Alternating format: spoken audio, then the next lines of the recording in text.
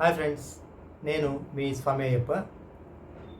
ఇప్పుడు మనం చెప్పుకోబోయే విషయం భారతదేశంలోని న్యూఢిల్లీలో 1977 సంవత్సరంలో ఏర్పాటు చేయబడిన ఒక మ్యూజియం గురించి.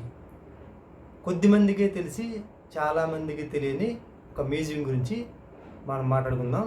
ఇప్పుడు ఆ వివరాల్లోకి వెళ్దాం.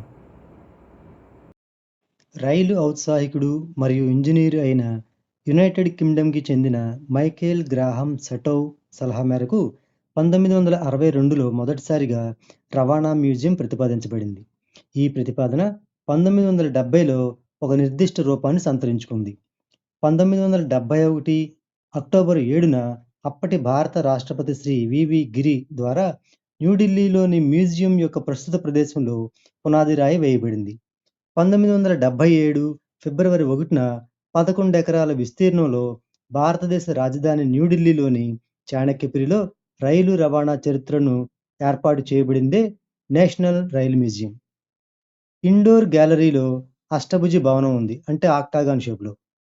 ఇందులో 6 ప్రదర్శన గ్యాలరీలు ఉన్నాయి.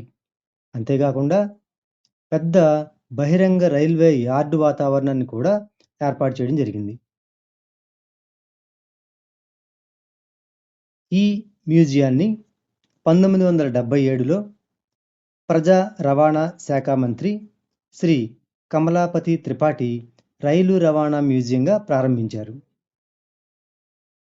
నిజానికి ఈ మ్యూజియం భారతదేశంలోని రైలు మార్గాలు, రోడ్డు మార్గాలు, వాయు మార్గాలు మరియు జల మార్గాల చరిత్రను కవర్ చేసే ఒక పెద్ద మ్యూజియంలో భాగంగా ఉద్దేశించబడినప్పటికీ 1995లో అధికారికంగా నేషనల్ రైల్ మ్యూజియంగా పేరు మార్చారు.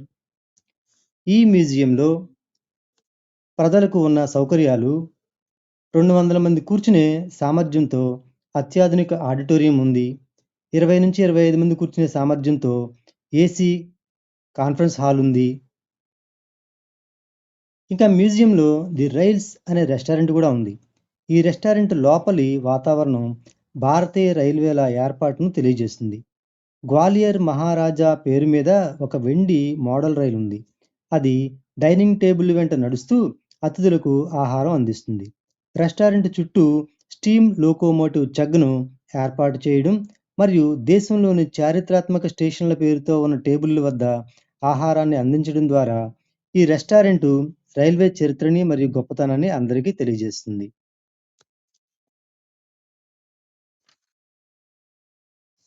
ఇక రైలు యొక్క చిన్న తరహా నమూనాలు, పుస్తకాలు, దుస్తులు అమ్మే ఒక సావనీర్ షాప్ కూడా ఉంది.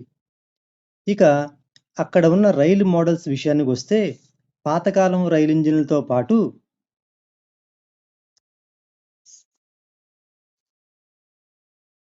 ప్రిన్స్ ఆఫ్ వేల్స్ భారత పర్యటన కోసం వచ్చినప్పుడు తయారు చేసిన saloon of the Prince of Wales, Indore Maharaja గారు వాడిన saloon of the Maharaja of Indore, Mysore Maharaja గారు వాడిన మైసూర్ మహారాజా సెలూను ఉన్నాయి.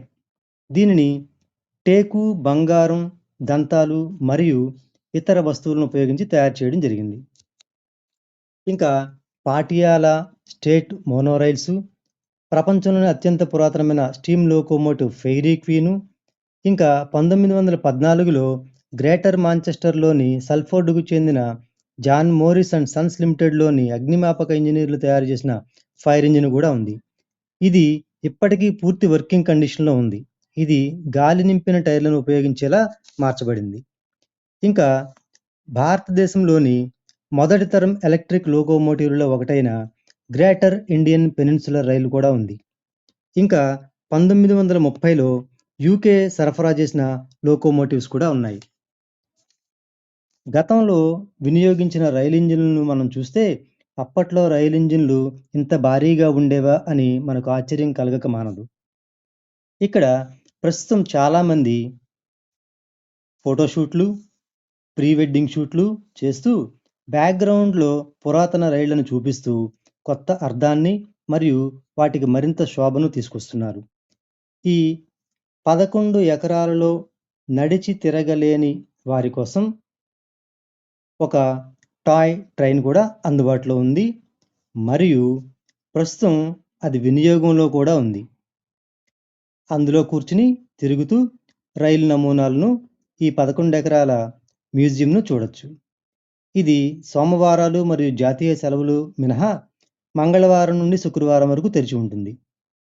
ఒక మనిషికి రూ. 50 ప్రవేశ రుసుము. వారాంతాలలో రూ. 100 ప్రవేశ రుసుము. ఓకే ఫ్రెండ్స్, మీకు ఈ వీడియో ఈ వివరాలు నచ్చే ఉంటాయని నేను అనుకుంటున్నాను. మళ్ళీ మరోసారి మరొక వీడియోతో మళ్ళీ మీ ముందుంటాను. Until then, bye bye.